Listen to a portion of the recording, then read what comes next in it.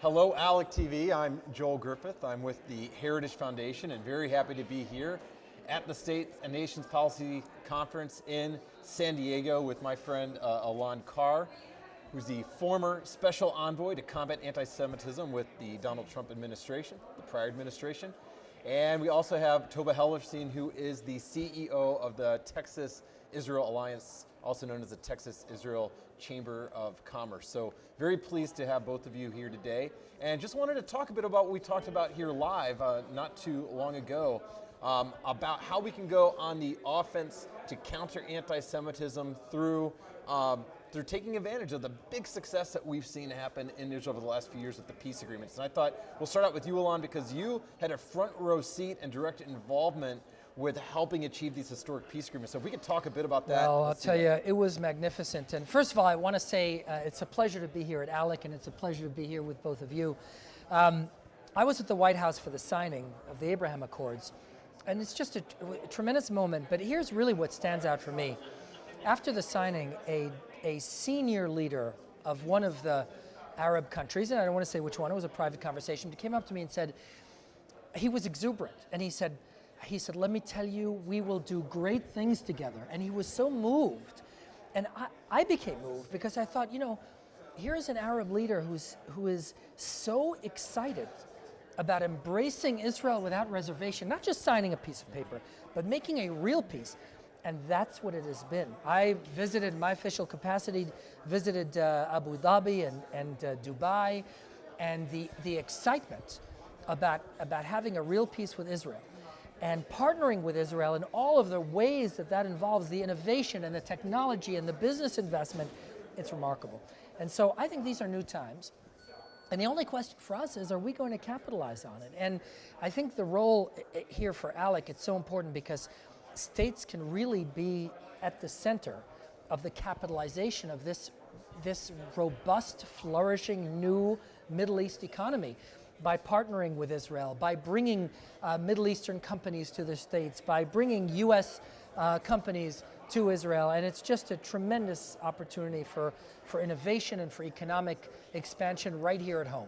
Yeah, I love the optimism, and it's becoming reality. And it's ironic, over the summer, the big news seemed to be centered on Ben & Jerry's boycotting Israel, which it's awful to be boycotting the Jewish homeland. But the bigger story really should be what's going on with Israeli companies that are building up partnerships here in the United States. And that's something that you've been very involved with, Toba, as CEO of Texas-Israel Alliance. So could you tell us a bit of what you've been doing in Texas, some of the businesses that have come, and then I also want to talk what you've been very willing to do for ALEC state legislators that want to replicate the success that you've had in Texas. Thank you, and thank you for having me.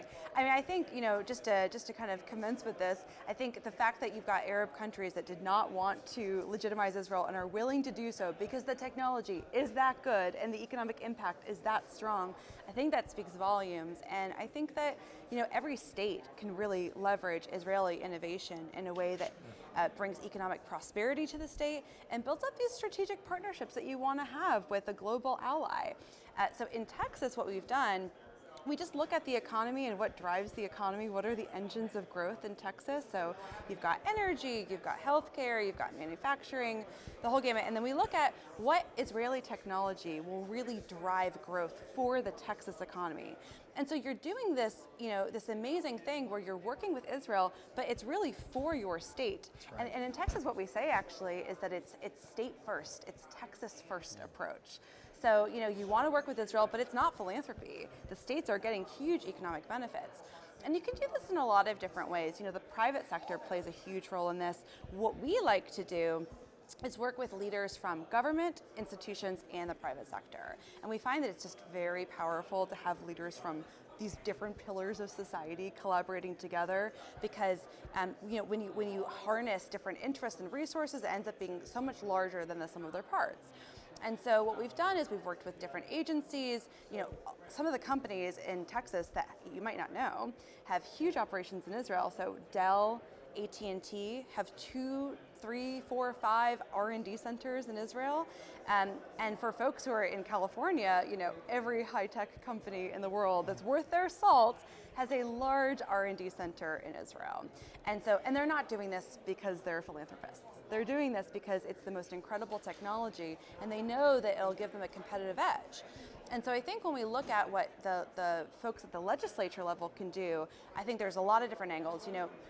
One is when you already have funding that's siphoned off for economic growth in some way, you can use a portion of that to target Israeli-specific projects, Israeli-specific technology, so that would not require allocating new funding. It's existing funding. So in Texas, for example, we have something called the Texas Water Development Board, and it's an agency that has billions of dollars to help local communities with water, grants, loans, things like that. And so we're not asking them to increase the amount of taxpayer dollars. We're just saying, can we dedicate a certain amount for Israel? And so the legislature and making laws on regulations and things like that can help facilitate the integration a lot more easily. There's just a lot of opportunities. And I know here at ALEC, we have a lot of state legislators from the state of Arizona. And Arizona, I heard you talk about this several times, Elan. Can you talk about what Arizona has done with the establishment of a trade office? What does that look like? What is the responsibility, and what kind of success have they had? It's remarkable. I mean, Arizona has a permanent employee in Israel. Again, not as a favor to Israel, as a benefit to Arizona. And that's because Arizona wants to capitalize on Israeli technology, on the Israeli economy, and on Israeli innovation. Let me tell you a story. I participated in a delegation of state and local elected leaders who went to Israel to participate in a water tech conference. Now, Israel leads the world in water technology, from desalinization to gray water recycling to drip irrigation and smart pumps that detect the slightest leak before you lose water and lose revenue. I mean, I looked around the room at these U.S. leaders, and they were blown away. I mean, their jaws were dropping at hearing what Israel could offer for them and for their states. And so it's just tremendous. And look, water tech is one example, but agri-tech, high-tech, cybersecurity, what state, what government, what company isn't struggling with cybersecurity issues on an hourly basis? Israel leads the world in cybersecurity. And generally, you're exactly right. Israel, in every major city in Israel, there is an entire high-tech park, industrial parks, that many U.S. companies are there, but Israeli companies as well, and that just indicates how robust is Israel's innovation sector. Israel, by the way, in absolute numbers, not per capita, is second on earth in startups. Second only to the United States, more than Europe in startups. We would be crazy here in the United States not to benefit from that kind of innovation and that kind of robust economic expansion. And now with the Abraham Accords, we're talking about really Middle East-wide, this kind of rising tide of Israeli technology. And we in the United States can be direct beneficiaries of this. And that's why I'm so excited about these programs here at ALEC.